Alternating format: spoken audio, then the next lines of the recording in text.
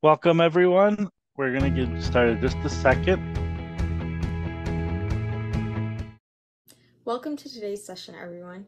We are PreMedCC, a student-led organization established in the fall of 2021. Our goal as an organization was to create an online program for pre-medical students at community colleges and universities, with the hope of guiding the next generation of diverse and inclusive physicians.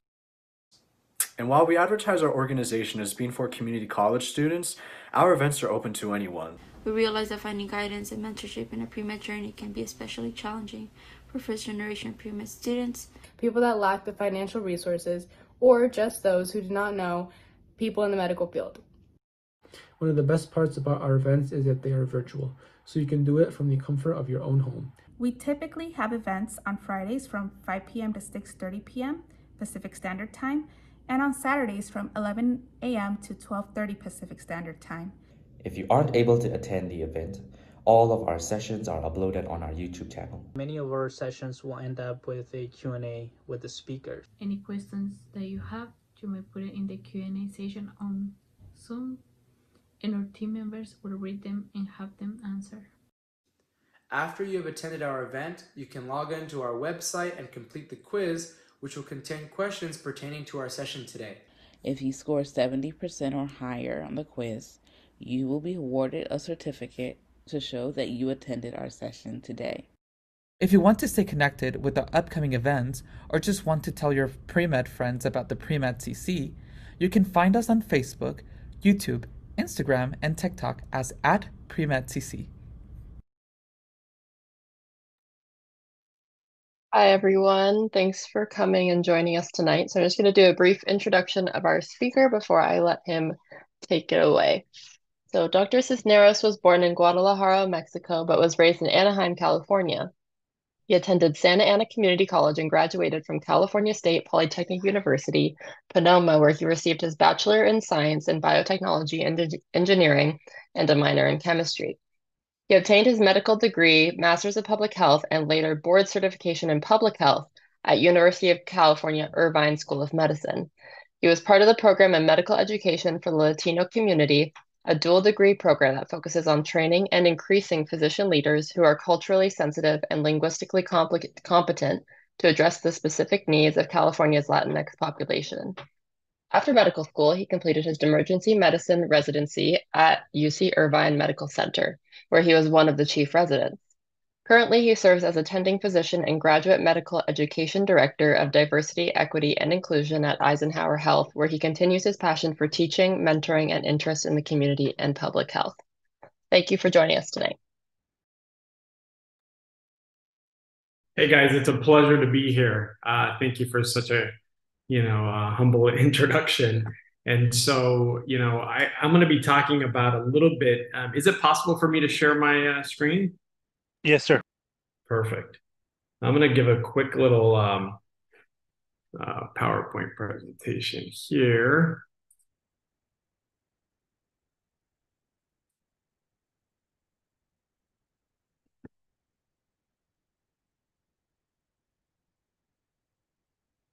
Can you guys see this?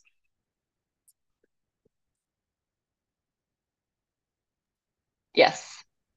Let me see. Perfect.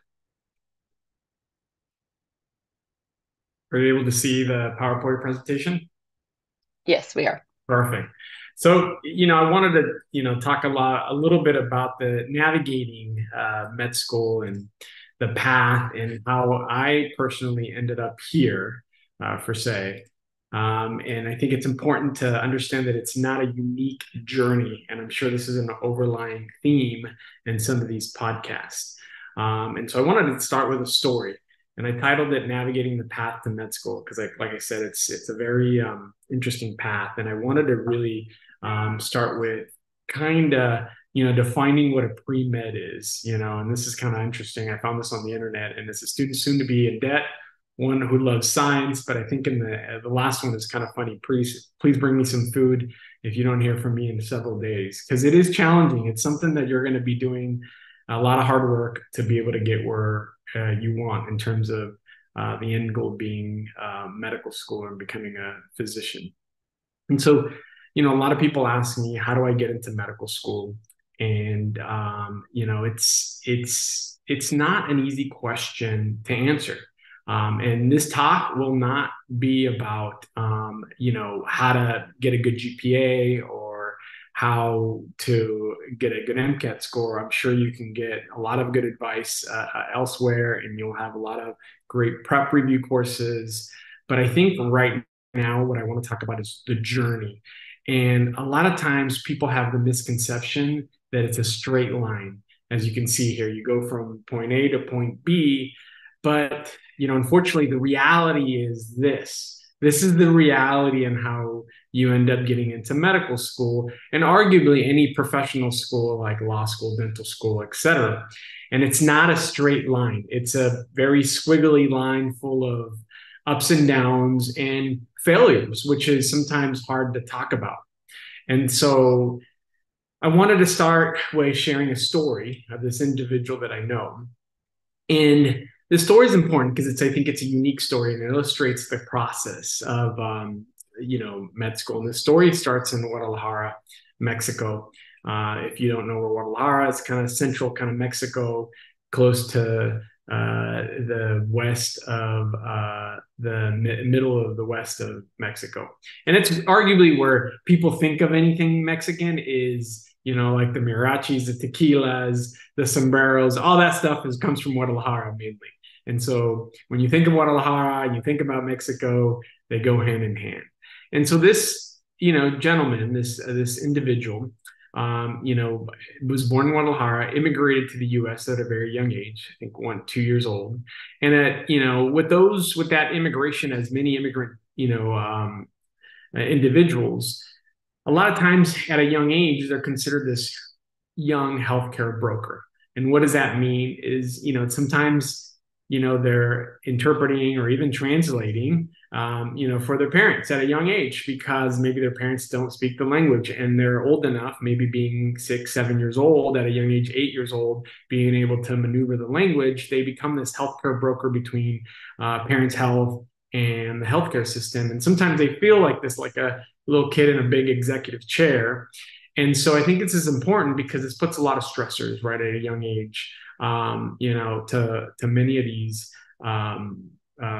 people that come in and they grow up in this kind of settings. But this is where this gentleman was first exposed to medicine and the idea of what medicine was when his little sister got sick and ended up at a nearby children's hospital, and he was navigating the system at a very young age. He was exposed to a lot of the limitations in healthcare, a lot of the social determinants have lack of language, lack of interpreters, lack of Latino physicians that don't speak the language.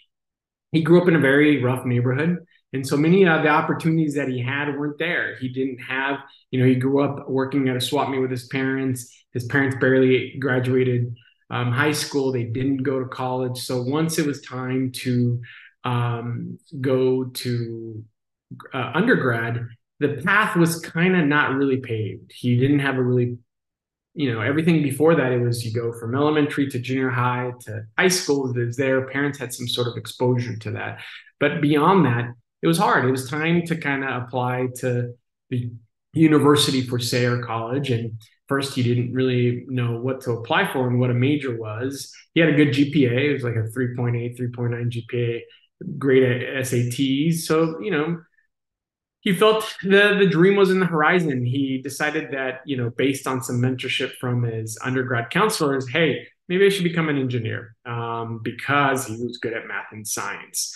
And when obviously it was time to apply to college, he realized that it was pretty expensive, more than his parents could afford. And his parents were living, paycheck by paycheck. And so he started applying to a lot of scholarships, but he quickly realized that he didn't qualify for these scholarships. So even though he got into multiple 4-year colleges, he realized that, that the dream was kind of cut short. And he felt like he was punched in the face, kind of like being Muhammad Ali in a boxing match. Even though he did everything right, he went to school, he had a good GPA, he played sports, he played varsity basketball, And, the horizon there, when it was time financially, he didn't have the ability to do this. And this was before the time of DACA. And the reason I mention this is because he realized that his parents had only work permits for him to be in the United States of America, and therefore he wasn't a green card holder or permanent resident holder or a U.S. citizen, and he could not qualify for student loans. Therefore, he had the choice of either being considered a foreign grad, which even though he lived here all his life, and pay extraneous amount of money to be considered foreign, which is like he couldn't afford, or decide to go to community college. And that's what he did. He ended up going to community college.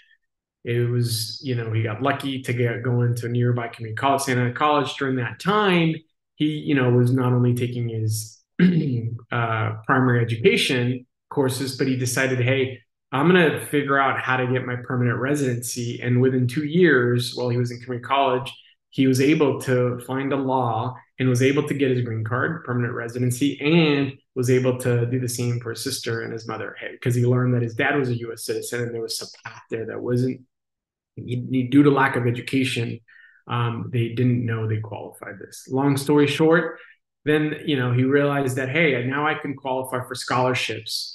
And he decided to apply to a 4-year and transfer to Cal Poly Pomona. And during his time at Cal Poly Pomona, he finished his engineering degree, biotech degree. And the horizon was, again, seemed, like everything was going great. And he decided to work at a pharmaceutical company that he interned during his college time. And during this time, though, it was when he was exposed again, not only just through his life, but he was exposed to the emergency department because he realized through a course that it was a required volunteering. He started volunteering in the nearby emergency department, and he started realizing, hey, there's a lack of Latino doctors. There's a lack of physicians that speak another language that understand the intricacies of, that don't understand the intricacies of culture and language. And maybe there's a need. There's a lot of things that he realized were lost in translation and interpretation. And this caused potentially a lot of potential healthcare outcomes. And so he saw this because when he was volunteering, a lot of the doctors at the time would pull him aside and say, hey, can you interpret or translate for me for this patient? And he was exposed once again. So he maybe thought, maybe I should go to medical school, and he asked himself the same question: how do I get into medical school? I think there's a need for me there. This is where I feel like I belong. He realized that he was happier volunteering in the emergency department, where he was getting paid $0, and he would do that on a weekly basis while he was working a full-time job, than when he was going to his 40-hour week and getting paid a decent salary. And so he asked himself, again, how do I get into med school? I have no guidance, I have no mentorship. And like any of us who has a question, we go to Google, and so he asked Google, and Google popped a bunch of programs at the time. I know things have changed, but at the time it was some post-bac programs that you had to individually apply. Now there's custodians and programs that you can apply in California, but at the time there were individualized schools. And so he applied. He applied to this post-bac program because he had already obtained his degree. And he realized, well, if I get in, this is a sign I'm going to go to medical school. He was able to he applied to 2 programs. He applied to UCLA and UCI, and decided to go to UCI because it was a closer to home and save some money. Long story short, he was very successful in the post-bac program. He got straight A's on his courses, so he boosted up his GPA. When it came to the MCAT, he did well in the sciences, but unfortunately, English being a second language and not having that mentorship growing up, not having parents that went to college, the verbal section was his lowest. He had the 5 on the verbal. And this is not a rare theme for many applicants that are English as their second language. The verbal is a very, very culturally biased, now called the CARS section, biased section, in terms if this is not your language, it is biased. And so he didn't know at that time. And so he decided to apply to like 70, 80 medical schools because he felt he had a good GPA, he had research, he had everything else except the low verbal score at that time. And he submitted about like 70 secondaries, which was crazily insane. Was able to do it via a scholarship that one of his undergrad faculty mentors was able to pay for most of these secondaries. And so he was like, the sky's the limit. I'm going to apply and I'm going to get in. I'm not going to, hard work is not going to stop me from getting to the next level. And so he got in. He applied to a couple schools in Puerto Rico. He got waitlisted to a couple in the U.S. in the mainland. And then, initially he didn't want to go to Puerto Rico, but one of his colleagues is like, hey, Puerto Rico's a U.S. school. He was hesitant about going to a foreign school because at that time it was harder to come back graduating from a foreign or an island school. Even though this is an island school, it's still a U.S. school. It's still accredited by the LCME. So he got into school in Puerto Rico, and he felt like this. He felt like, yes, the dream is coming true. The path is clear, and I'm going to become a physician. The hardest thing is getting into medical school. And so this is what, I put the slide up here because this is kind of funny. I think this is what most, it says what my friends think that I do in medical school, what my patients think that I think I do in medical school, what society thinks. But in reality, what you're really kind of doing is you're studying a lot. It's like, it's difficult because you're drinking water from a fire hydrant. Some people might describe it as that. Your Friday nights are going to be looking like this in the library no longer. And so it's hard work, yet, but if you know that this is where you belong, it's not going to be that bad. And so I thought it was funny. And so, at the end of the day, he was happy. He was studying. He finished his first year of medical school. He came back to California to do some research during this only free summer that every medical school student gets. And he came back the beginning, really early of his beginning of a second year of medical school, to learn that the LCME, the US and Canadian Accrediting Committee of Medical Education, who accredit all med schools, had taken the accreditation out of the medical school that he was attending. And so again, he felt like a blow to the face, and he was being knocked out by Muhammad Ali. And he just felt like, wow, my dreams are shattered again, because without an LCME accreditation, you can't take your board exams. You can't apply to residency. And yes, you can get an MD, but it's kind of useless because you can't practice as a physician. You can't go to residency.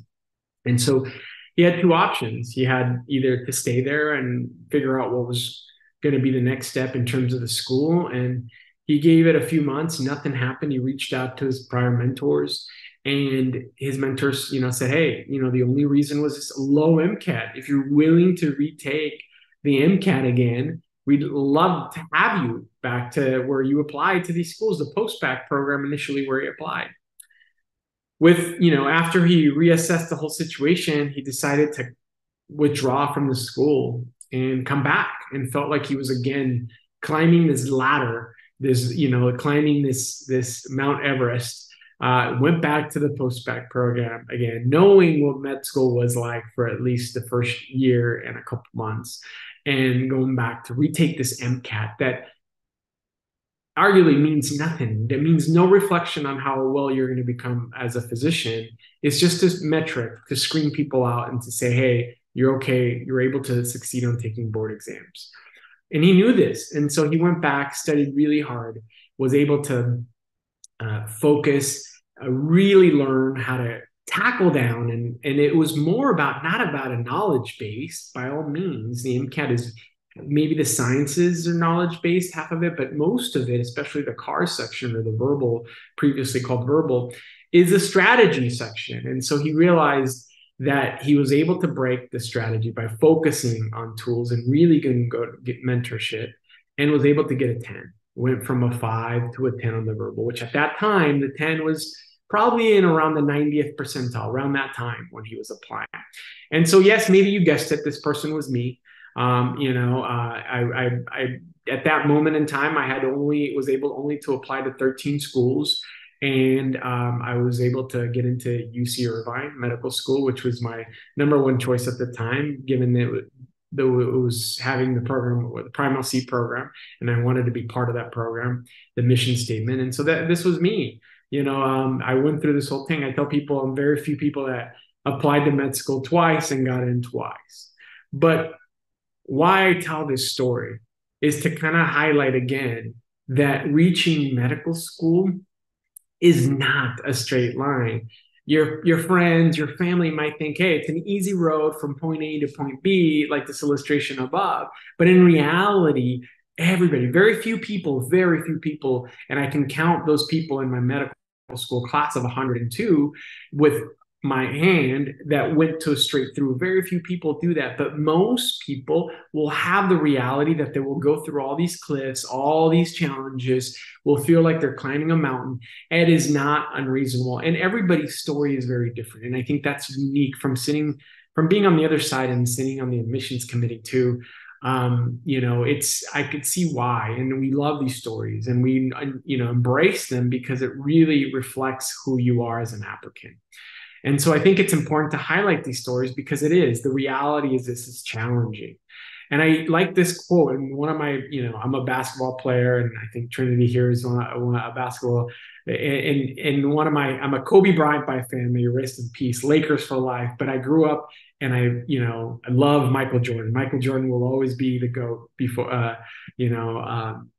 but one of his greatest quotes is, I failed over and over again in my life, and that's why I succeed. And he's always says he's hit 1,000 shots, missed 10,000 shots before he hit that winning shot. And Kobe and a lot of athletes say the same thing. The way you become good at something is practice, and it's okay to fail.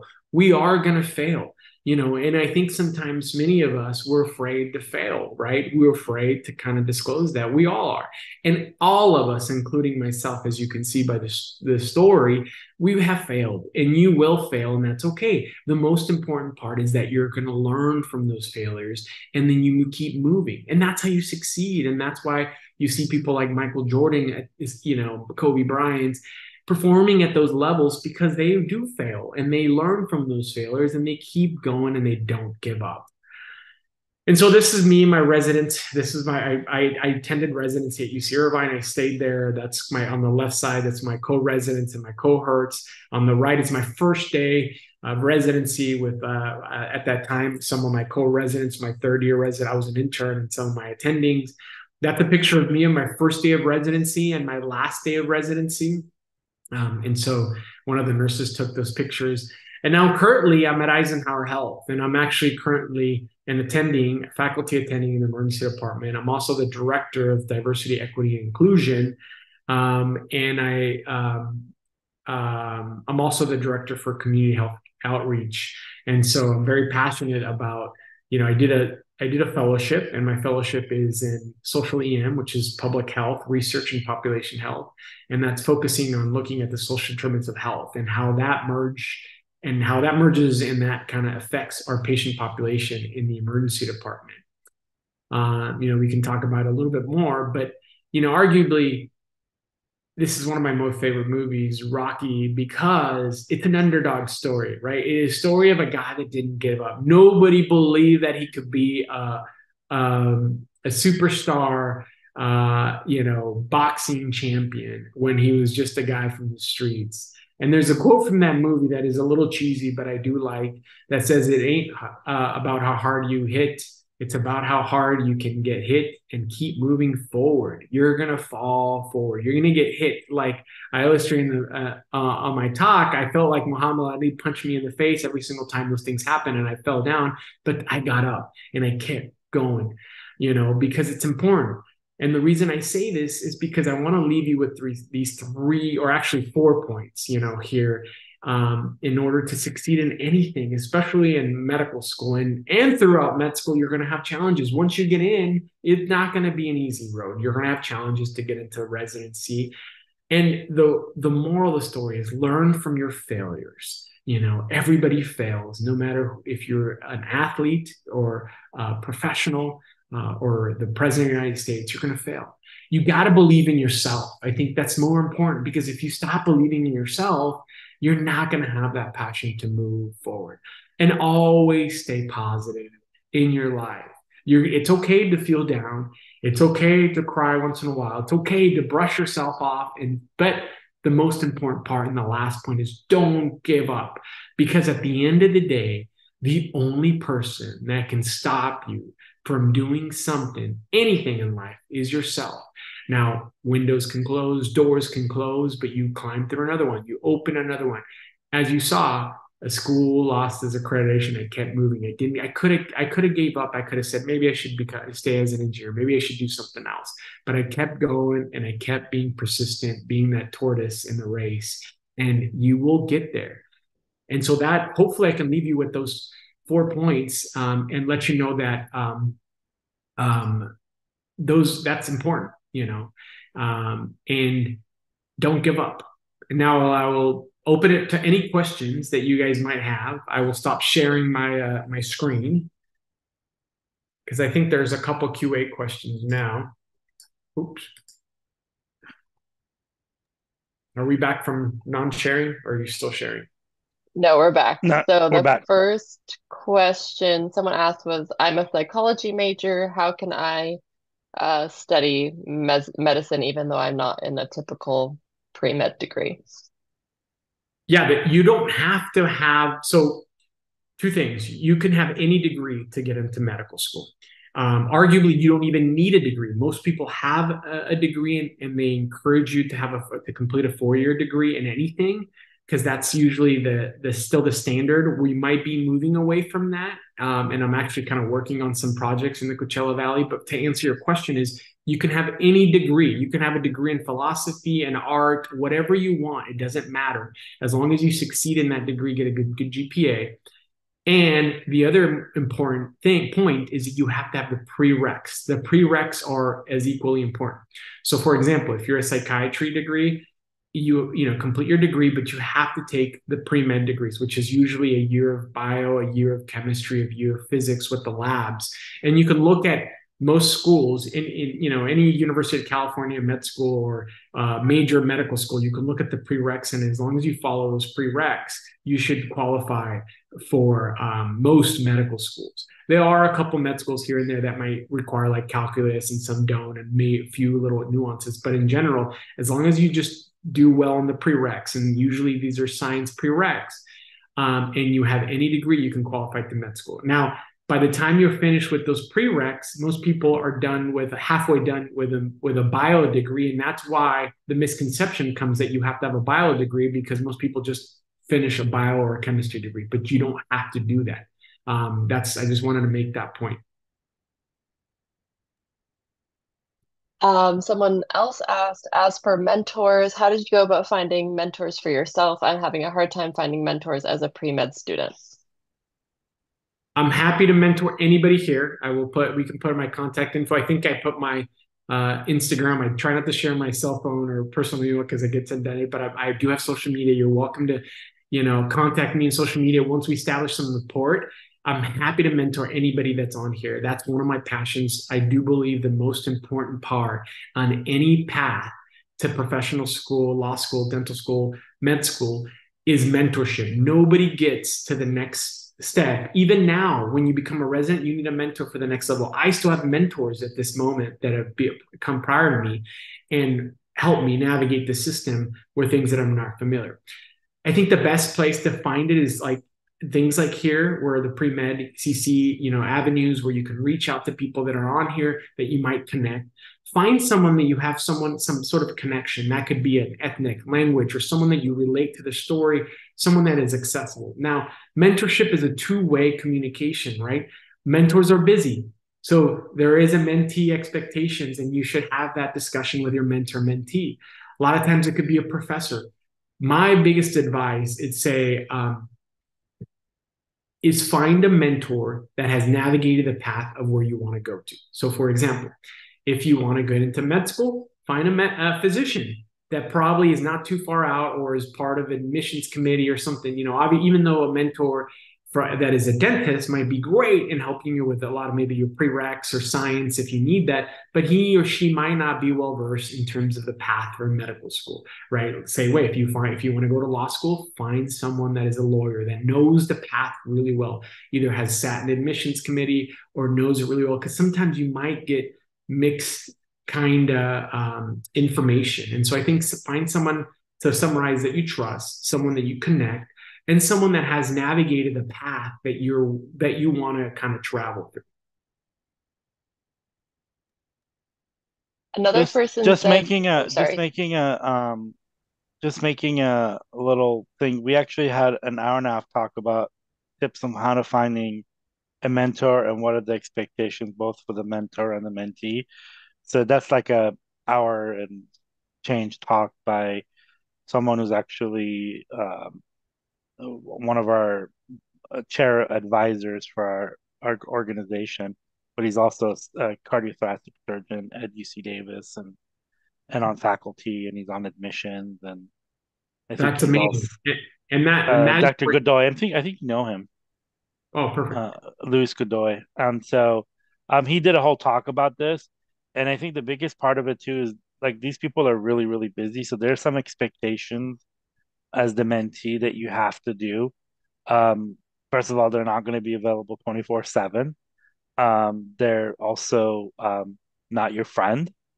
They are friendly, but I think you have to have that part of it, and then also, so anyways, watch that video because, but also like trying to find a mentor that's really really far away, that may work for some people, and I know with like in a Zoom time, but I think somebody close in your neighborhood, I think it's more beneficial because people that are far away, texting and all that stuff is that's just my personal opinion, though. But somebody that sees you and also could hold you accountable too. Yes, 100%. I agree with those. And I mean, that's a great summary. And I think, my expectation, my only thing that I ask if I mentor you is, you never bother me. So if I don't get back to you, text me again, email me, DM me again. It's okay. Things just kind of get moved on. We're busy. We're not, like the expectation, and I will get to you. Obviously, as we build a relationship, I might share my cell phone and things as we kind of build a relationship, mentee and mentor relationship, and then things come up, emergencies. But I think the only thing that I really ask in return is that if I do mentor you and when you get into medical school or become a physician, you pay it forward. That's the only thing that I ask, because that's really, mentorship is one of my passions. And the reason I do these, and with the fact that I'm here and I don't get paid or I don't get anything for being here, is because I believe in the mission. And I wouldn't be here if it wasn't for mentorship. And arguably, to be honest with you, nobody would be in the positions there are. Everybody's had a mentor in one way or the other. Might be their parents who navigated the system prior. I didn't have parents that were physicians, but everybody needs some mentorship. So yes. Another person thanked you for sharing your story, and their question was, what's the day in the life of an ER doctor, and are your days always different? Oh yeah, that's one of the things that I love about emergency medicine. And I'm sure some people, some physicians don't like it because some physicians like predictability. Like, they would like to be a predictable day. Like today I'm going to take a gallbladder out. Today I'm going to take an appendix out. But being an ER physician, you don't know what you're going to walk in. Arguably, I think, we see the closest thing to the microcosm of the community. And what I mean by that is if you really want to understand the public health issues that happen in your community, understand what happens in the ED that serves that community. Because we see pediatrics, we see OBGYN, women's issues, we see geriatric, we see traumas, we see adults, right? If you're a pediatrician, you're only going to see peds. If you're OBGYN, you're only going to see OBGYN. If you're an internal medicine hospitalist, you're only going to see adults, right? And so you only see a slice of what's really going on in medicine. And so I love it because my whole focus has been public health and really looking at the social determinants of health. And so I love coming in to shift and not knowing if I'm going to get someone that got stabbed, or am I going to get a heart attack today, someone that's having a stroke, or sometimes it's just a common cold. People come in with the sniffles or a broken bone. And so every day is very different.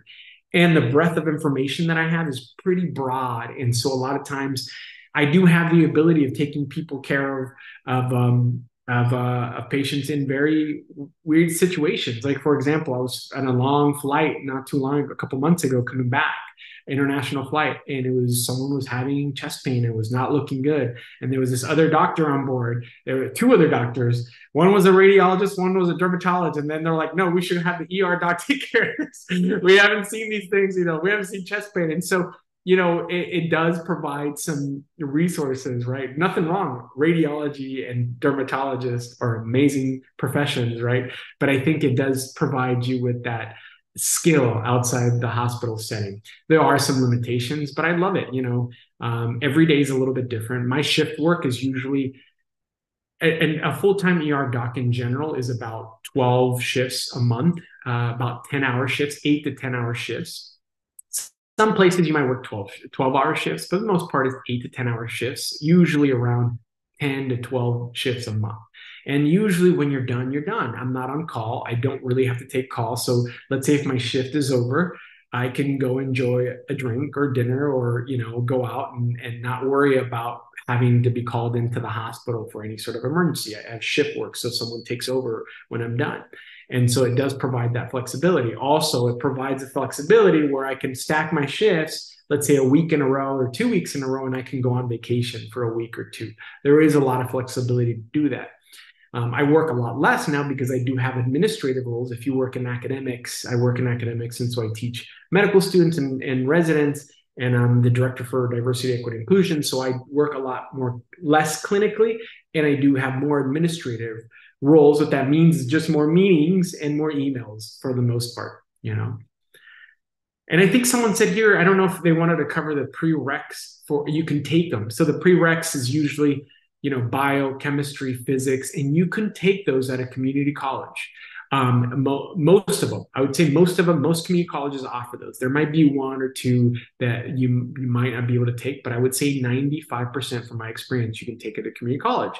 And it's not unreasonable to do, if that's the key is doing well, no matter where you take them, and scoring that A, and scoring the highest GPA you can, and doing well. And what I really wanted to emphasize, the only reason the GPA and the MCAT, and this is a little dirty secret from admissions, doesn't matter. It doesn't have a reflection of how well you're going to be a physician. Honestly, in my humble opinion, it's the personality, the heart, the passion that really determines what a good doctor.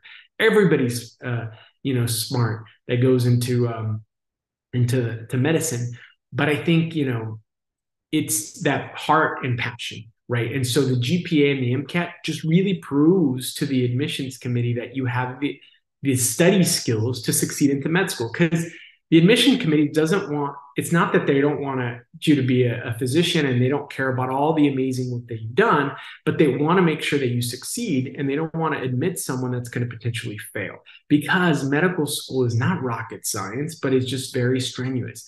For example, a year of biochemistry in undergrad, you will cover in a couple months, and on top of anatomy, physiology, in medical school. And so it's very rigorous. Again, they usually say it's like drinking water from a fire hydrant. And so they want to make sure that you have those study skills in place that you will carry on to medical school. Because if you're struggling with a D or C in an undergrad, community college or undergrad course, then that could be a reflection that you might not be ready. Doesn't mean that you're going to be a bad doctor or a good doctor. It's just you might not be ready to take the course load work.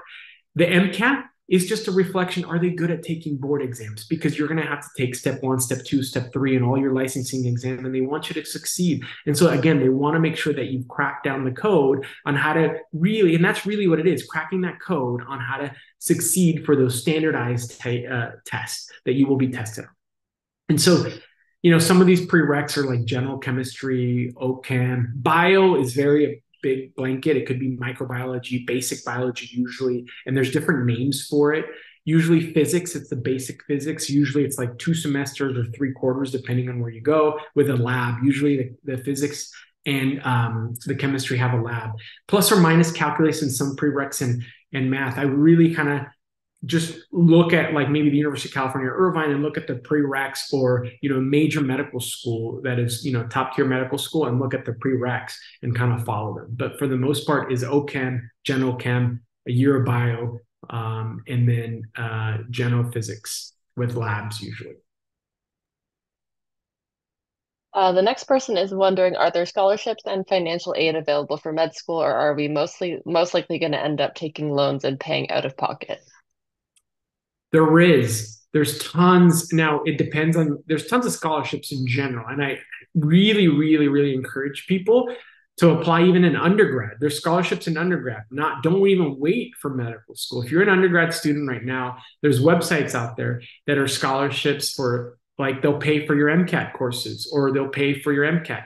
There's scholarships. There's a waiver where that allows you, if you're under a certain, if you meet a certain social economical status, or your parents do, they will waive 13 medical school applications. But even for undergrad, there's tons of scholarships out there that people don't apply, such as specific scholarships that you don't even think about. And I would say Google it. If you're like, say, a person above 6'1" or something, or if you're a person below 5 feet tall, if you're a person that plays Division I basketball and is a female, there might be a selective scholarship for that. And not a lot of people might fit for that scholarship, so it might not be as competitive, or not even people might know. And you might be one of a few people that apply and will get it.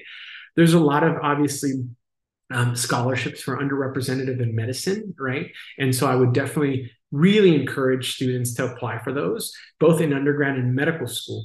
Medical school, yes, a lot of the medical schools, there's private med schools and then there's public med schools, right? Private med schools such as Harvard, Yale's, I encourage people to apply. Even if they're your dream schools, you never know. There's people that get into those schools even with average scores. And those schools usually have huge foundations. What that means is, they have endowments for students that might be underrepresented or atypical students that have an interesting journey. And a lot of times they will fund either fully or maybe partially your medical school education. State schools have a lot of scholarships out there. The PreMedCC program where I was at UCI offered me a scholarship, that did cover most of my med school thing. I still had to do room and board and all this other stuff, but PreMedCC did cover my master's that year. It was a dual degree that I attended, and what I did is I got my MD, and between my third and fourth year of medical school, I took a year off to do a master's in public health, and they covered that portion as part of that special program. And so, absolutely, I would say there's tons of websites. I would just Google them. And if you meet the eligibility or criteria, I would really encourage you to apply, because it would only take maybe an essay or writing some, answering some questions and maybe getting some letters of rec. Yeah, no, most schools now have these scholarship services. I know my school does. And I applied for a scholarship and I got $500 for being left-handed. So there you go. See that? And that's $500 that I don't have to pay for. It took me maybe 20, 30 minutes to fill it out. But also I think this is a question I was going to ask you. You're from a first gen family, poor, struggling. You took out a lot of loans. Have you struggled with being able to own a house, pay your rent, buy a car since you've been a doctor? Have you struggled at all? The answer is no. Now, I say that with a caveat. In residency, everybody struggles. And let me say that or when you're a medical student, you struggle, right? So the answer is, once you become an attending physician, your salary significantly increases and you're comfortable. You're not a billionaire. You're not Elon Musk. You're not, throwing $100 bills, but you live comfortably. I can make my loan payments. I just started making my loan payments because I was COVID. I didn't have to make some loan payments. It's just the loan payment nationwide just came into repayment, but it's comfortable. You can afford it. I bought a house as an attending.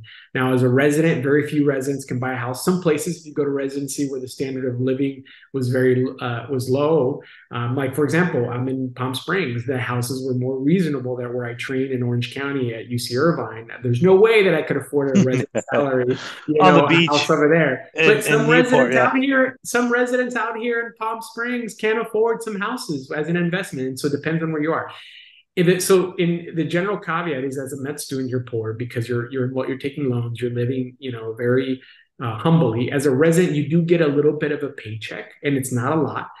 You work 80, 100 hours a week, no matter what residency you do. Most, surgical residents are usually a little harder, but you will get paid anywhere. And I'm pretty transparent that the average is about $50,000 a year, which might seem a lot to some people right now. But if you calculate it divided by 80 to 100 hours a week, you might make less than a kid at McDonald's.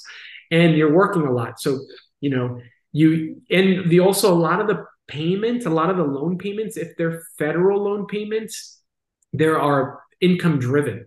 And so, for example, I am doing the loan forgiveness and they're income driven. So when I was in residency, those payments were almost zero because I wasn't making that much money. And so that counted toward loan forgiveness.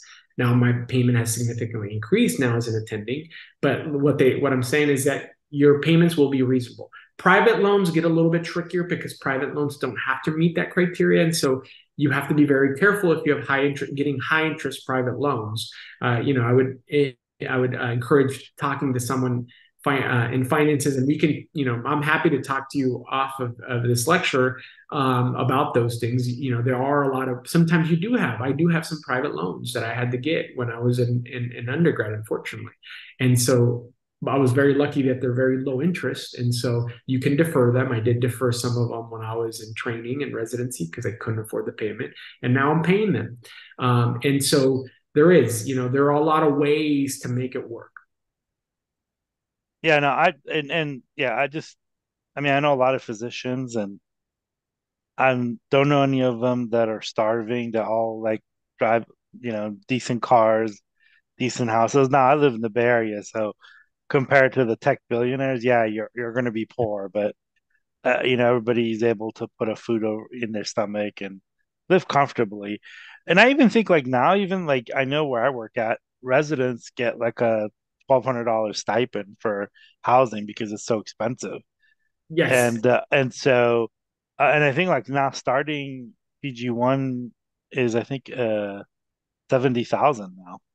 So depending on where you're at. So it depends where you're at. Depending on where you're at, your salary, and that's why I say the average nationwide is about a 50,000 salary. Because some places, so for example, and I might have to, like some places in like USC, Mississippi, some county places will be like 40,000 or 30,000, and some places like New York City or even the Bay Area, where the standard of living, if you're in Manhattan and your apartment is a closet and you're paying $4,000 a month, there's no way. Some of those residency programs do adjust for either with a housing stipend, or they adjust the residency salary to like 70. There was a program in New York that is like 77, 70 something a year, but also the standard of living is a lot higher.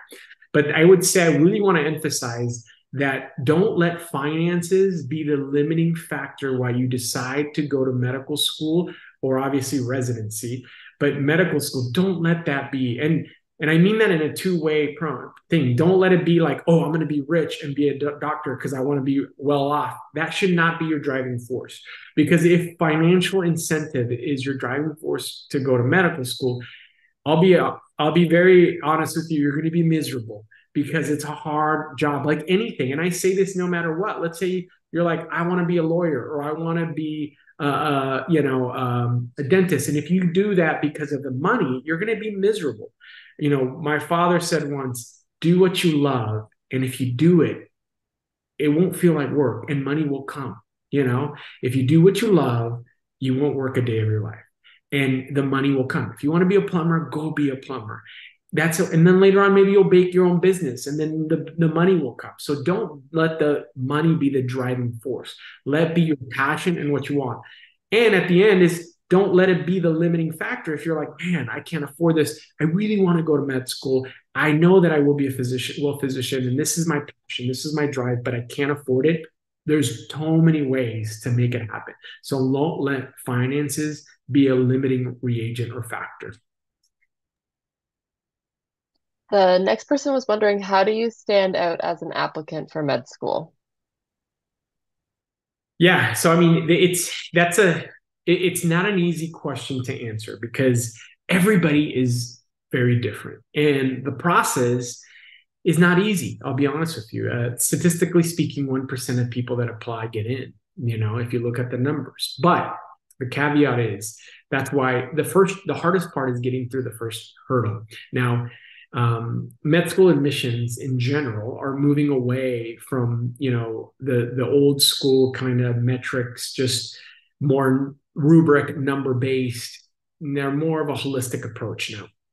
But it's still hard. And I'll give you an example. When I was in the admissions committee a couple of years ago, and now I'm about to actually start hopefully getting involved at UCR, but I was at UCI an admissions committee for as a med student and as when I was faculty there as a fellow. It was you get about 6,000 to 7,000 applicants a year for about 102 spots. So just think about the numbers, right? And so there has to be a way. There's no way that the admissions committee, because we're all doing it on a volunteer basis, except the dean and some administrators that get paid, a few people. But for the most part, there's no way that you can go through all those applications. So there's usually a rubric and a number. That's why the GPA and the MCAT are there. And that's why it's so important to do well on the GPA and the MCAT is because, and I know that you'll have a talk coming up on the 27th with deans and of admissions, and they can talk more about this. But my experience, I'm telling you, from the applicant process, because a lot of times the deans will have this mentality and they'll tell you what the PC version is, right? And they tell you what they can, and there's things that they can't tell you. But I will be real with you. That's it. The MCAT and the GPA, it's a way to screen all those applications out because there's no way that they can go through it. And it's a way for them to say, hey, this person, like I said earlier, has the ability to study and has the study skills already in place to succeed to med school and take these standardized tests. That's it. Otherwise, none of those things are really needed, like useful in medical school. And so a lot of med schools will provide a rubric, a number based on your MCAT GPA, and they'll screen. If you get screened out by the computer, you might not even make the second tier. If you don't, you will get the second tier. And then you will get an invitation to submit a secondary. And then the secondary is what you put in your experiences, all this other stuff. And with the secondary, you'll have a couple of particular questions that you'll have asked to be answered. And those is where you can stand out because your story is very unique and your personal statement is in another area where you can stand out, and your personal statement should be like a story. And those are the areas to stand out in multiple ways. Highlight certain things that make you unique. Let's say if you're a D1 player, maybe talk about D1. Maybe you won a championship in jiu-jitsu or something, and that's super important. That shaped your life. Or maybe you were an immigrant that had certain things that happened to you across this journey that really changed your life in the perspective of why you want to go to medical school and drove that passion. Those are the opportunities to stand out in that personal statement. And then also on the other side of the token is the opportunity to address maybe some deficiencies that you might have had in your curriculum. Let's say you got a C or you failed the course in undergrad your freshman year. And maybe you didn't, at that moment in time, you didn't want to go to med school. That wasn't your goal. And you were a first generation college student, you didn't know how to navigate the system, you're at a big 4-year school or community college, and you're like, wow, this is completely different than high school, right? And you struggled your first semester or first year. That's okay. It shouldn't, as long as there's a reason, and that's the idea of the personal statement, you can address that and what happened and what you learned from it. Obviously there's a lot of other things that you can do to stand out, in terms of your 15 experiences, and that's very unique to every applicant, right? Because every applicant has a different journey. Yeah, and I put two things in the chat. We have a whole series on the MCAT. Two of them are done by a master MCAT person. And then the other one, I'm going to embarrass her. Trinity did one because she scored in the 98th percentile and she did it on her own. And so she did a whole hour and a half talk about it. So probably spend a little bit of time looking at those videos. And then next week, we have every dean of a UC medical school coming and talk. So probably sign up and show up to that and ask them questions. And they'll answer. I think last time that we did this, they answered like 300 questions. So show up and look at that presentation and ask questions away. but also folks like Dr. Cisnero that are on committees um, also are giving you these deep insights and caveats that you should probably take note. And the last thing I would say is don't listen to your pre-med friends about getting into medical school. They do a lot of zero-sum biasing, and so don't listen to them or don't read blogs and stuff or keyboard warriors. I call them people post stuff in chat rooms and things. Um, because a lot of you come with like these ideas that you've heard somebody to speak and they're just incorrect. And um, so I would say definitely listen to the people that have done it or have been involved in the process. Um, and because I Oh, think you were also on the committee as a med student too, right? yes, I was in the admissions committee at UC Irvine since a medical student all the way to when I was a faculty. So I sat there a long time. And then now that I came to Eisenhower recently, kind of was not part of it, obviously, because I'm not there. But now we have ties with UCR. And so we have collaboration with UCR. We take a lot of UCR. So I've started a relationship. I'll probably be in the committee for the UCR admissions committee in the next coming year or so. But I think you hit it on the nail. I think the most important part is do not listen to those blogs. I mean, don't listen to those blogs because those blogs, I would say 99% of the time, they're extremes and they're wrong. The other thing that I would say is caution, and I hate to say this because most of these counselors have a great, maybe they have good intentions and a good heart, but I'll be honest with you, some of these undergrad counselors, they might not know either. And so don't get discouraged by these undergrad counselors, even at a top university or community college, because sometimes they don't know. Now, I say that with a caveat because there are some good programs. Like, for example, Cal State Fullerton, where locally here has a really good pre-med program, and those people are very versed. And I remember a lot of those students did really well. They had good mentorship. But I would caution with some other, like UCI, I'll be honest, and I say this loud and clear, the undergrad portion, their counselors, this was years ago, I don't know now, but they were horrible. They were giving horrible advice to their undergrad. Now, the post-bac program was different under the medical school. And so I would always tell students, if you're at an undergrad institution that has a medical school, go directly to the source. Talk to the med school admissions, either this, try to get with an appointment with the director of admissions or email them or the dean. Go straight to the source. There's nothing wrong. Walk to the med school and say, "Hey, I'm a pre-med and I would like to get some information." But I would sometimes the undergrad counselors are wrong, and this is one of my pet peeves. And I've been trying to work on this because a lot of times, like Jubilant said, they're not versed. And so either get someone that's been through the process, that is in a committee, is a dean, and get this information from the source. Don't listen to blogs. I would discourage you to get counselors are good to tell you, hey, these are the courses, these are kind of the overlay, but really, really just go to the source. Any medical school is open to giving you advice. The other thing is that I would tell you that if you are on federal work study program, or near a medical school, you could actually if you let's say if you're at UCI, something happened. Did we No, I'm lose here. that? Sorry. You could basically go work at the medical school, like answering phones or working in the office. Um, they have a lot of things. They also are hiring people to be standardized patients. They also are now, some medical schools in California are starting to hire people in the community. Obviously, if you're an applicant, they're not going to put you on to interview the MMI stuff.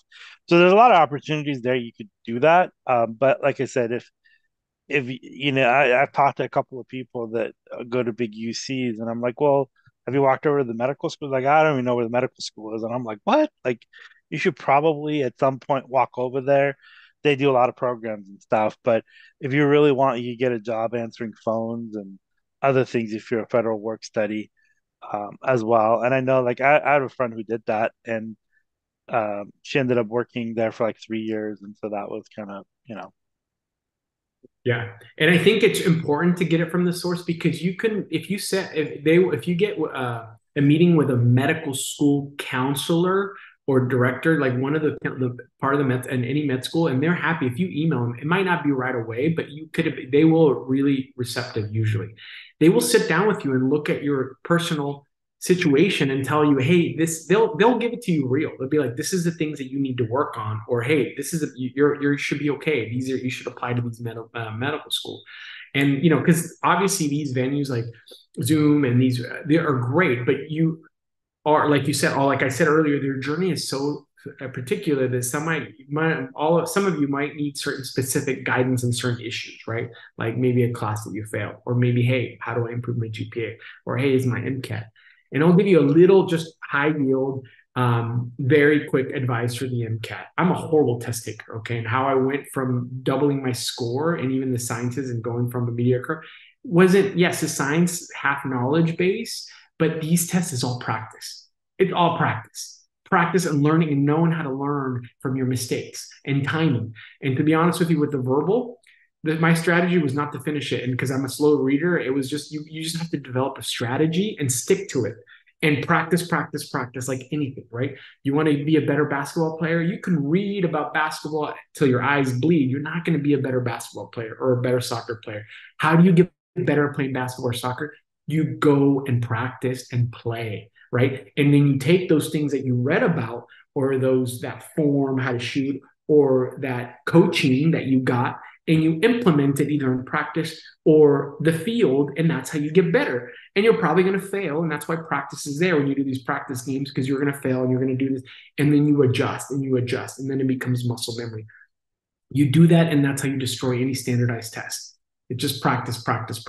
Some of you might require a little bit more. Some of you are natural test takers and might be able to, like maybe Trinity, score in the 90th percentile. I don't know if you're a natural test taker or not. But I'm just saying some people are. I have some friends in med school. They're just beasts. They destroy standardized test takers.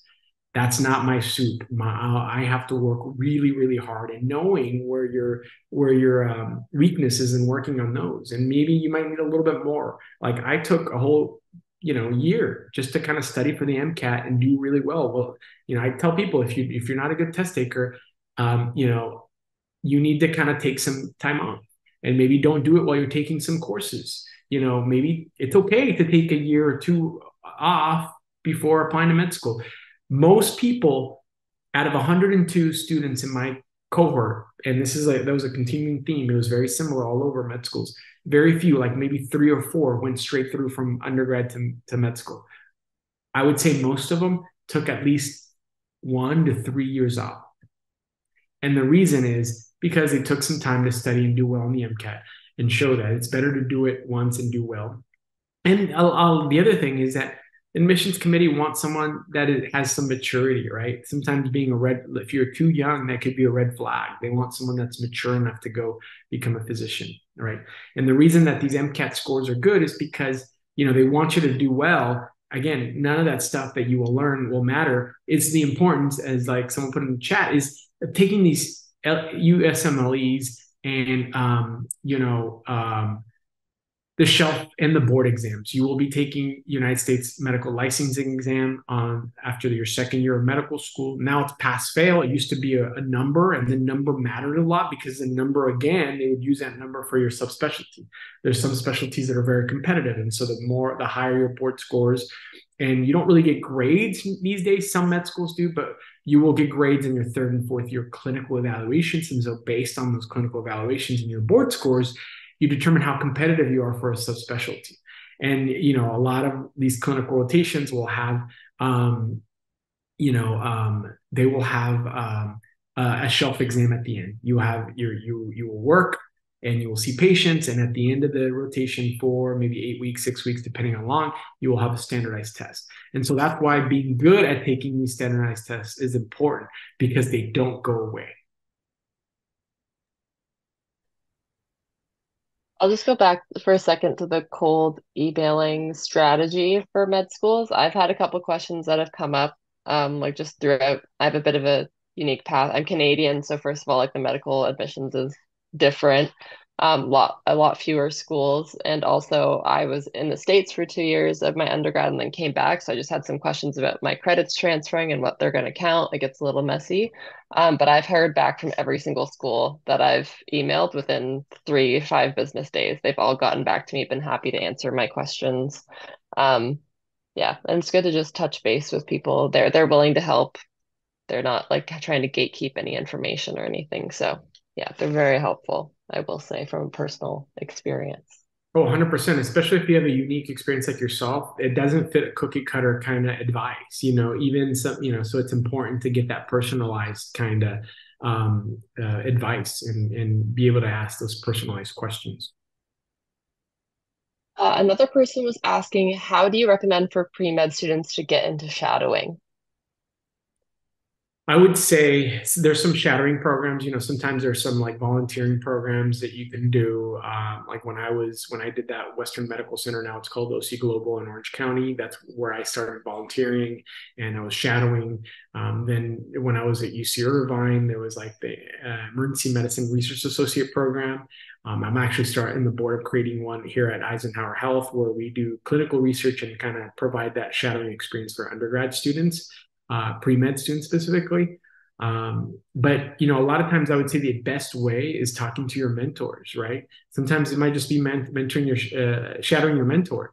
I have students that shadow me all the time. And so if you guys are nearby, the Coachella Valley, by all means, yeah, I'm happy to have you shadow me when I'm on shift. And so I think the easiest thing is kind of reaching out to a mentor in whatever specialty you might be interested in and going and shadowing, but there are some formalized programs out there. The next question, I'll sort of merge two questions into two about some people who might be more non-traditional than their classmates. So a couple people are asking about people who are a bit older, advanced in age, like in their 40s. And then someone else is asking for students that have kids while they're in med school. So do you have any insight on what the experience might be like if you have any people that were in your cohort with you that had similar experience and how they dealt with those challenges maybe? Yeah, and I think age is not a eliminating factor. There was just an article of this gentleman, African American gentleman, that just graduated. He was a mechanic for years and just graduated. He spoke to us at 55. Was it him? Okay. Yeah, Dr. Alambri. He finished his residency at 52. Yeah, and then he spoke to us last spring. There's tons. We have one of my mentors, Marco Angulo. Maybe you've had him here before. Marco Angulo. He's been here a couple of times. Yeah. He was an old applicant. I knew him when he was a first year medical student. He started, I believe, and correct me if I'm wrong, because it's been a while now that I've known him. I think he was like 40 years old when he started. And I was an undergrad. He was one of my mentors, and he was the guy where I was like, Marco, what do I do? The school lost accreditation in Puerto Rico. And he was already in PreMedCC. He was a first year medical student. He was one of my, he's still one of my good mentors. Obviously he's family medicine. And so, but I still kind of have a really good relationship and we build these really good. Yeah. He's spoken like 3 times. Yeah. And so I think I just want to make it very clear that age does not eliminate you from getting into med school. That is not, the admission committee does not see it as a bad thing. Honestly, if you're too young, we did have a kid at UCI that got admitted at 18 and just one of those brainiacs that like finished med school, finished like high school super early, homeschooled, finished undergrad at like age 16 or something crazy. But he did an MD PhD, and I think that's why MD PhD is like a long road, but he was a very unique experience. And there was a lot of concern because he was so young in maturity. So, but the other way, they actually prefer older applicants. The average applicant during my cohort, the age was 29, 28. And so as you can see, the spectrum was up. We had people that were in their late 30s to like 20, I think 5 or 4. But I think, in terms of kids and family, it's very reasonable. Obviously, it comes with its own kind of challenges, right? You're going to be studying and financial, and you have to have proper planning. And obviously, if you're married or have a partner or whatever it might be, you have to have those discussions with it because it's hard. It's a full-time job. Medical school, you can't work. you're studying. They discourage you to working. Very, very, very few people that I know in the United States of America have worked and gone to med school because it is time consuming and you're going to be studying a lot. We had tests every Monday. When I was in first and second year, you'll be working a lot and studying a lot. And so it's difficult. And so it's not, but it's not, it's not unreasonable to do it. There in my cohort, we had probably, I would say, 10 or 15% had family or were married, or had kids. And so it's once you get into med school, the hardest thing is getting in. Once you get in, you develop this family environment in the medical school system, that from the dean to everybody, the medical education department, their whole goal is to have you succeed. And so there's a lot of resources, there's a lot of help. If you're struggling with something, they will help you. They will provide tutors. And so if you need childcare, like for example, UCI had a childcare place the university has for people that were going in professional school, and it was I think it was free. I don't have kids and didn't have kids while going through it, but it was free. And so there are a lot of ways to do it, and people do it. People that have family, people that are married, people that have partners do it all the time. And so it's not unreasonable, and it should not be something that should stop you or discourage you from doing. Now, these are conversations that you need to have with your partner because it will change your life, right? If you're working 40 hours, getting a paycheck, your situation might change differently in terms of finances and the commitments that you have to be doing at home.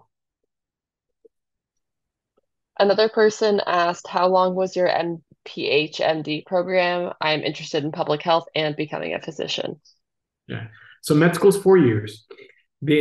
Historically, the master's in public health or any master's program like MBA or things like that, or master's in education, usually it's 2 years. It's a 2-year degree.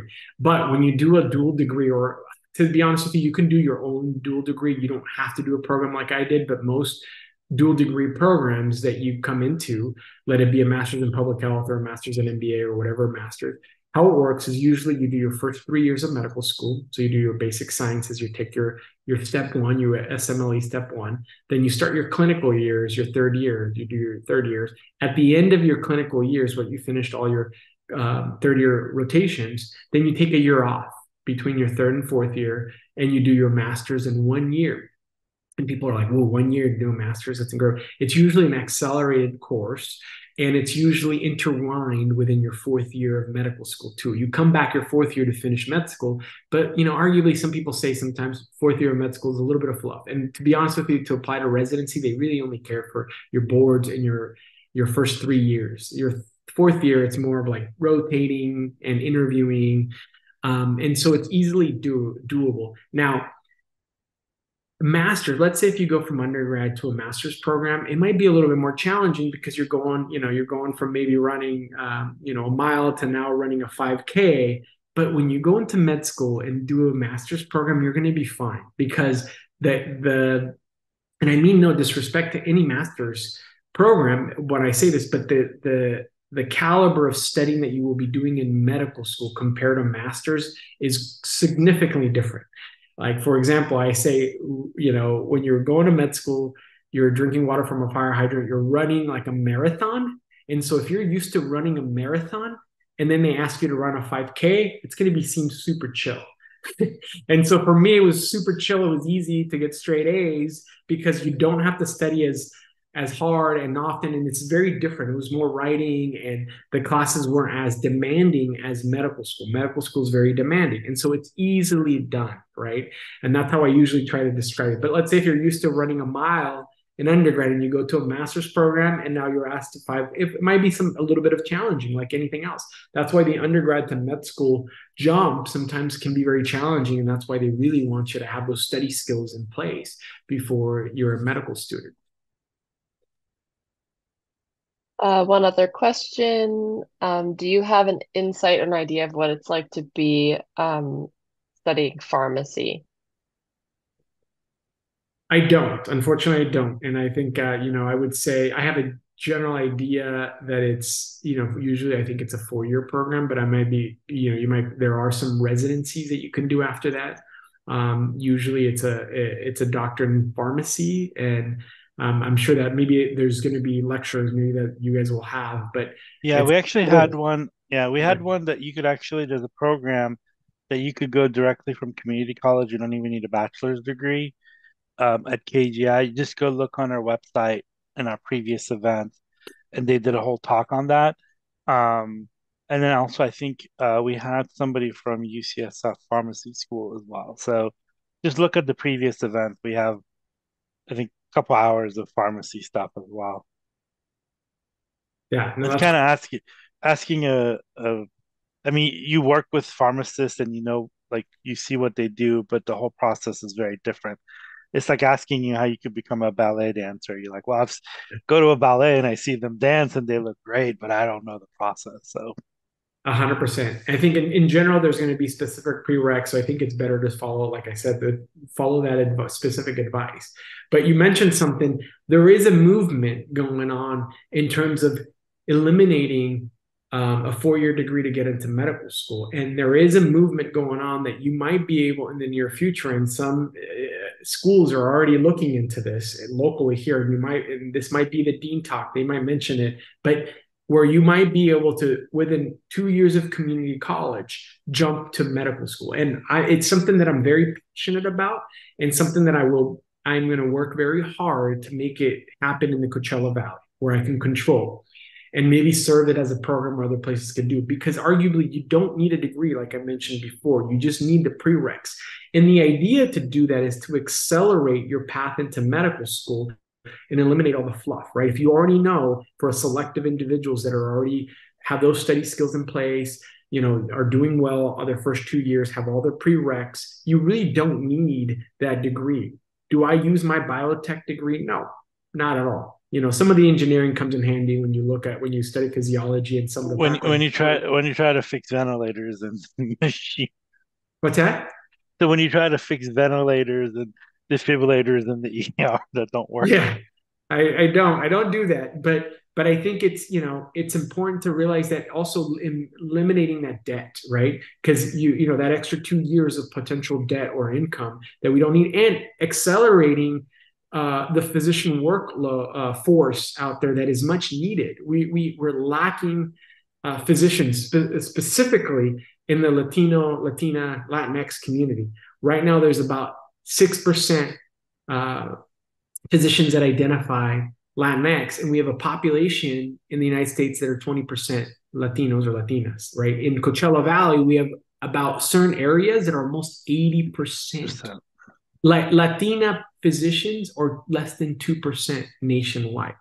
There is a huge disconnect and discrepancy that needs to be addressed there. And, obviously that's one of my passions, one of my missions, even from being a PreMedCC kind of student and being trained. But I think it's important because language and culture is as equally as important as diagnosing someone, right? The area of healing, medicine, there's two areas that I always tell people. There's the science and there's the healing portion when you're a physician. That's why you're not just a doctor, you're a physician, you're a healer, right? You can be a doctor and get a PhD in economics and be a doctorate, but you're a physician, you're a healer, because what is not only do you have to understand the physiology, the anatomy, and be able to diagnose and give a treatment, but it's also as equally important to talk to your abuelita or that person in their proper language and understand their culture and use that healing portion that's going to change and have that placebo effect that's going to go beyond what you can, right? A lot of times addressing like food insecurity, addressing homelessness, housing, that is, and we know from the literature that it is actually more important than actually writing a prescription and diagnosing someone. Yeah, well, some places they even write prescriptions for like groceries, and I know that there's like a program that in Chicago, I think that they're literally writing prescriptions for like housing and you know electrical bill or whatever, because they found that actually like, hey, if you like put those things in there, they're not ending up in the ICU for $10,000 a day. Oh yeah, We should have a talk about that. That's one of my subspecialties. Food insecurity is one of my biggest things, and in the social determinants of health when it comes to emergency medicine and medicine in general. That a lot of times, I'll be honest with you, you don't get that training in medical school. It's one of the biggest, in my opinion, things that is not taught in medical school. And it's hard because med school is already full of very important stuff that you need to learn.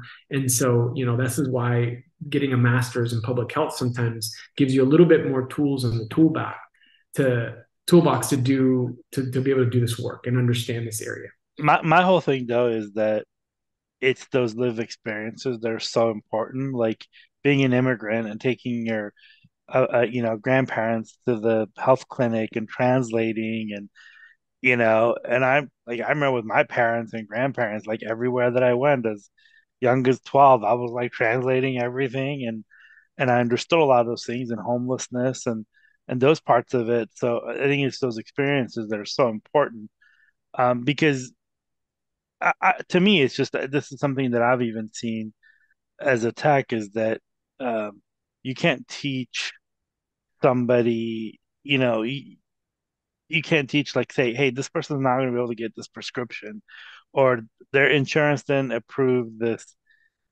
crutches. Like, how do we get them? And I think that becomes the hardest part. And I think a lot of physicians that are not from those backgrounds don't understand it. That somebody can't fill a prescription, like you know. I mean, I even like one time I told one of the residents that they wrote him this prescription. It's like $400. I'm like, he's not gonna be able to get it. He's like, well, his insurance should cover. I'm like, he doesn't have insurance, and have you seen his shoes? He's homeless. So Mm-hmm. he's not gonna get that. Or so another one, my favorite is like uh patients that come in with diabetic ulcer and they're like, stay off your feet. I'm like, he's homeless. That's like not a good discharge instruction. Like you need to like rewrite this discharge instruction or figure out placement because he's not gonna be able to stay off his feet. What am I gonna do? Wheel him out to the front door and let him go? He's not gonna be able to stay off his feet. So yeah. Oh, that's an ongoing issue, and it's an ongoing thing that I'm trying to kind of minimize and combat here in my area of work. And the literature is really clear. The things that changes healthcare outcomes, which is life expectancy and more importantly, quality of life, right, is the social determinants of health, and that's 80%. So only really what that 80% is the social determinants of health. Clinical access to care and quality of care is only 20%. So just keep that. So the social determinants of health are so important, and knowing how to address them, not like you mentioned, understanding them and knowing why things happen, and then finding creative ways to address them.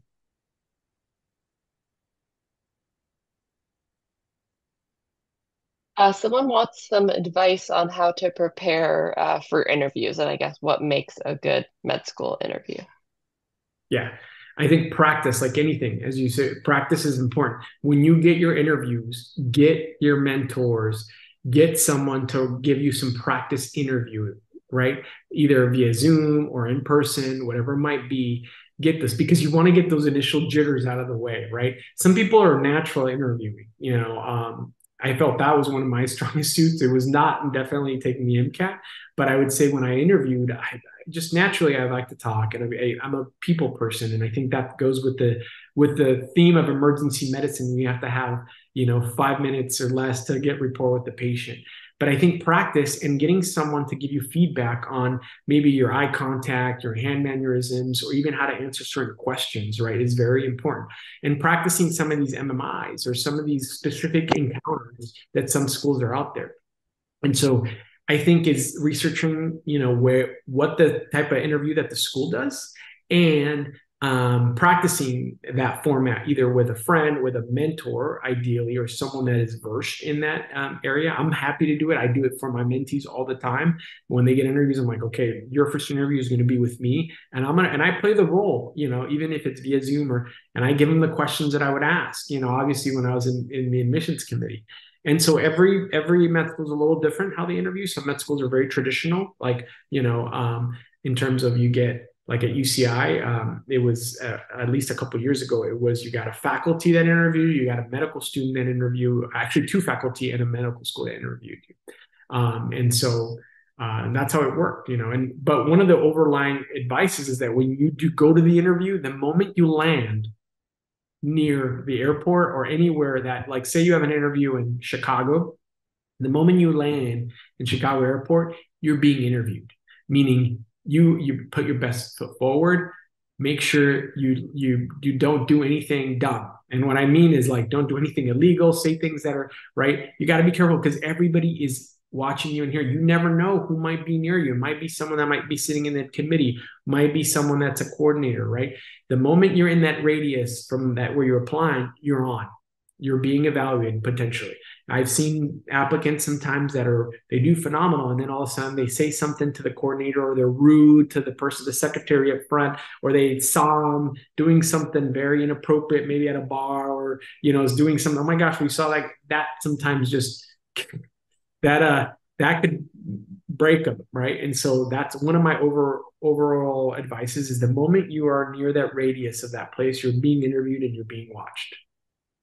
Yeah, also when you're contacting schools or anything like that, I would just say the worst thing you could do is being rude to the people that work there, because they will hear it. Like, I know that like for residency interviews, like we're like when we know we have residents coming in, people that are going to be residents, and we tell everything because we don't want to work with that person for 4 years. That's a jerk. And med school's the same way too. I actually heard this is before the internet, so this might not be relevant, but there was a, a person who was chair of surgery who was a woman. She would sit at the secretary's desk, and people would come in and didn't know who this person was. And then later that day, she would go and welcome them, and everybody down the church her. Literally like just puts their head in their hands and walks, like, oh my God, I was a jerk. Don't be a jerk to anybody. I mean, this should be a thing about like as a human being, don't be a jerk to anybody, but like certainly with medical school and interviews and stuff, don't do it because yeah, that's don't be short, be show up early to everything because there's a thing called Murphy's Law that things are gonna get delayed and stuff and don't snap at people. Yeah, no, that's like a big thing for interviews. I also know somebody else that did this that applied for a bunch of jobs and went to a bunch of interviews just to practice because, it was kind of like a low risk, high reward type of thing. And so, and I would just say certainly the people that are in community college, if you're going from community college to UC, you probably have never so apply to programs that require you to interview, go to a bunch of job interviews because that's the only thing you're gonna get. And like what Dr. Cisneros said, like you can't read a book about interviews until you've like put yourself through it. Just kind of like the same thing as you could read 100 books about intubating a patient, but until you do it and you look at that, you know, and that's why you have residency as well too, is that you're gonna have to do those things. So a lot of these things not just like book, reading. I mean, you could read about biochemistry in a book and maybe you could test on yourself, you know, but in sense in life, like interviewing and those types of things, you have to do it. Like you have to practice. So be uncomfortable and put yourself in those situations. I know that there's a lot of programs now like UCLA Prep and California Medicine, all of these programs are interviewing you as a practice. And I've heard some people say, "Oh, I don't want to apply to this program because I have to interview, and I'm not a good interviewer." And I'm like, "Well, what do you think is going to happen in medical school? Do you think it's going to get easier?" Like you have to like do it, and also like with a mentor too. Like most mentors interview. You know, if if you want to be if you want somebody to mentor you, you have to be ready for that interview as well. And so, obviously, it's not going to they're not going to be as I don't think Dr. Centenaro is gonna like grill you, but you should be ready. Like, why do you want to do this? And so like do those things. Put yourself in those uncomfortable positions because you're not born out of the womb knowing how to interview. Just like dancing or anything else, you have to practice. I have a question, Dr. Cincinnati. What do you think is going to happen in emergency medicine in 5 to 10 years? there's been like a decrease in applicants, and what is your thought on that? There was a decrease in applicants, for my opinion, because there was a paper that was released in terms of that was probably shouldn't have been released. It was like talking about the uncertainty of the job market. But to be honest with you, so far from my experience, none of our residents have had trouble getting a job. And there's so many jobs out there because there's still a general lack of physicians nationwide. We need physicians. Healthcare is broken in general. Our healthcare system is not the greatest. There's a lot of things of room and improvement. I think emergency medicine got hit really hard because of COVID. Prior to COVID, emergency medicine was very competitive to get in, even when I applied.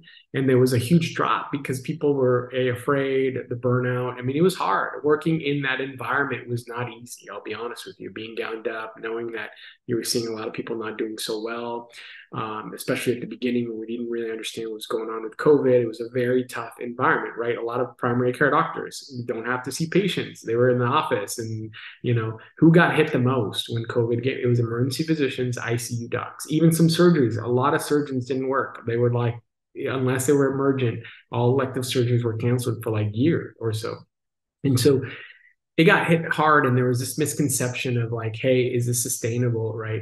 And it's, I tell people, well, that's the beauty. This is why we went to emergency medicine. We are the safety net of the community, right? We are the jack of all trades, and we're there to step it up when nobody will step it up. And so I don't think that's going to change. It's always, every subspecialty has cyclical years. And if you look at specific in emergency medicine, there are years that are really competitive, years that go down, really go up, really go down, depending on, and it's been like that for years. The job market so far, there's been tons of jobs. I still get emails from jobs everywhere. And when I finished my residency and fellowship, I did my fellowship at UCI too. I had no problem finding a job. The key is finding the job that you want and where you want, right? It gets trickier if you're like very specific. You're like, I want to work in, near Newport Beach. And okay, well then maybe the pool might be lower because everybody else wants to work there.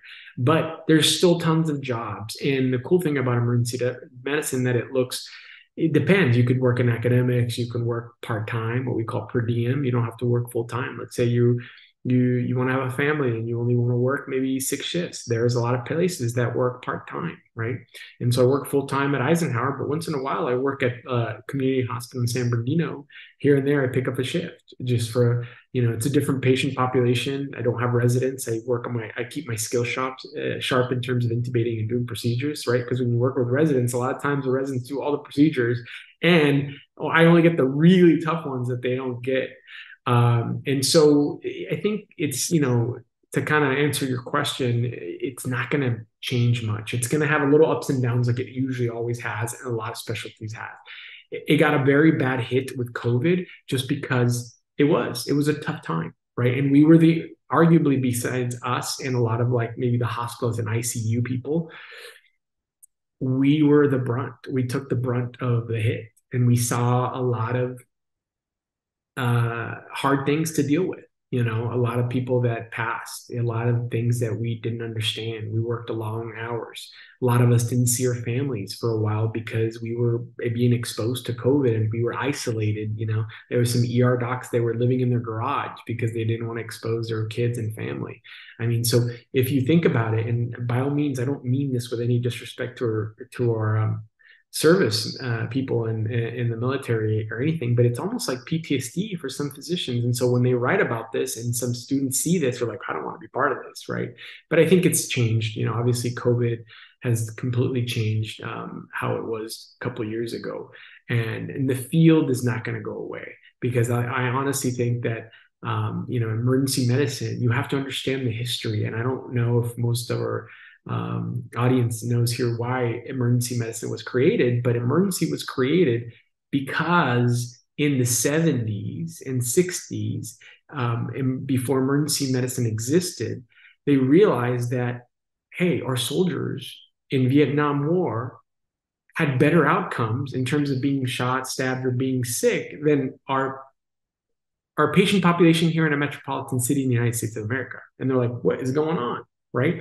Because back then, and if this is why it's called emergency department now, but ERs used to be emergency rooms, and it used to be a room in the hospital.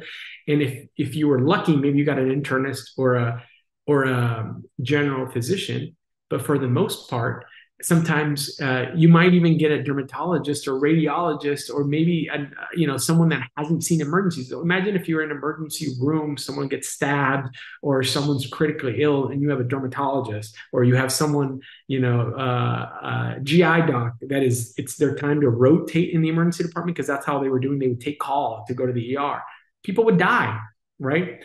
The reason ATLS was created was because something happened, and so it was a family medicine physician and a general surgeon that came together, and it was at USC, and there's always an argument, but the first residency was at USC.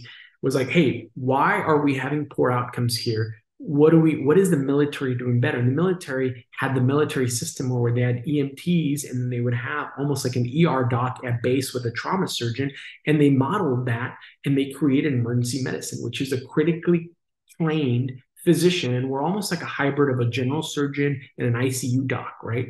And the idea is that we're specializing the first 15 minutes of almost every specialty. And we know prior to emergency medicine, a lot of times internal medicines would be that this is not medical, it's surgical, and go to the surgical area. And the surgeons would be like, this is medical. And while you were bouncing back and forth, people would die, right, in the ER. There was no ambulances, there was no EMS. The fire department was trained. You had like candy strapper that would pick people up on 911, and they would go to different hospitals, and there was no triage. So the birth of emergency medicine, it was a baby specialty in the 80s, that late 70s, early 80s, that realized we need to do better in terms of emergency services that we provide. And they was mirrored by the military, and that's where the ER doc or emergency physician doc, and now it's a department because it exists. And our specialty is to decide, is this surgical, is this medical, and we're trained to do invasive life-saving procedures like intubations, thoracotomies, chest tubes, reductions of fractures. We stabilize patients, and if someone's really sick, they need to be admitted. Someone needs to go immediately to the OR. We understand how surgeons talk, and we know, hey, this guy has an acute appendicitis. This is a surgical thing. He needs to go to the OR now. Or hey, this patient can go home. We're going to treat him and then go home. And so this is where the area kind of was birthed, and then we realized, hey, we need to train our fire department to extend our arm out to the people where it's needed the most, right? And so EMS was created as a subspecialty of emergency medicine. And so I don't think it's going to go anywhere. If anything, it's going to keep growing, and more areas within emergency department are going to be kind of evolving. Now, as my area, like the social determinants of health, and we learned that it's equally important.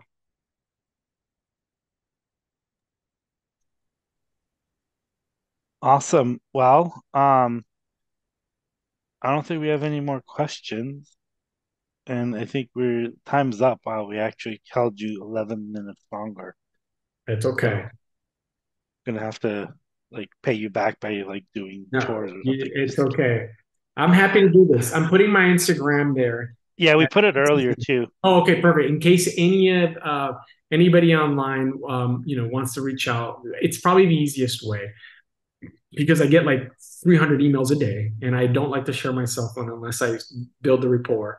And so, but I think that's the easiest way. And then once, if anybody's wants to have any sort of specific questions, I'm happy to answer those specific questions. Reach out to me. We can set a time to set a Zoom, or if you're close by, we can meet in person for coffee or whatever, or, lunch. And then we can talk about your individual situation, because I'm very passionate about mentoring, and hopefully I can come back and we can talk about some other, topics like, food insecurity or the social determinants of health, or, areas that you guys might be interested in. But it was a pleasure to be on here. Feel free to reach out to me anytime. Definitely. Well, thank you again for coming. Thanks everyone else for joining us. We have, I think like 11 medical students speaking tomorrow. From like a bunch of medical schools, and then we have the dean next week, and yeah, and so check out our website, and everybody have a good weekend or Friday evening. Thank you. And thank you, Dr. Cisnero, for making time for us, and enjoyed having you. Of course, And anytime. And nice meeting you as well. Yeah, and thank you again. Yeah, we would love to have you again. I think the social determinant of health is something that a lot of people hear about, but they don't know much about it. So thank you again, and everyone have a good afternoon or evening. Perfect. Bye, guys. Bye. Bye.